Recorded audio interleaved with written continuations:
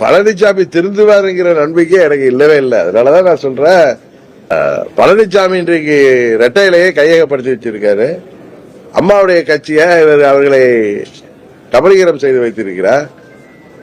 அவர்கிட்ட ரெட்டையில இருக்கிற காரணத்தினால நீங்க ஏமாந்துட்டு இருந்தீங்கன்னா, அவருக்கு காவடி தூக்குனீங்கன்னா 26 தேர்தலுக்கு பிறகு அவர் அம்மாவுடைய கட்சிக்கு முடிவுரை எழுதி விடுவார்னு சொல்றேன். ஏன்னா அவர் சுயநலத்துலதான் அவர் அந்த கட்சியை பயன்படுத்துறார், வணிக ரீதியாக பயன்படுத்துறார், அது வியாபார நோக்கத்தோடு பயன்படுத்தினார். ஏன்னா 4 வருஷம் அவர் ஆட்சியில் இருந்தப்ப செய்த முறைகேடுகள், ஊழல்கள்லாம் இன்னைக்கு பல மந்திரிகள் மீது தான் வழக்காக இருக்கே தவிர பழனிசாமி இன்றைய வரை தப்பித்து வருவதற்கு காரணமே திமுகவோட ஒரு கள்ள கூட்டணி வைத்துக் கொண்டு திமுக தேர்தல்களில் வெற்றி பெறுவதற்காக தனியாக போட்டியிட வேண்டும் என்ற ஒரு தீர்மானத்தோடு அவர் செயல்படுறாரு. 26 வரை அதை செய்து கொடுக்கணும்னு பாக்குறாரு.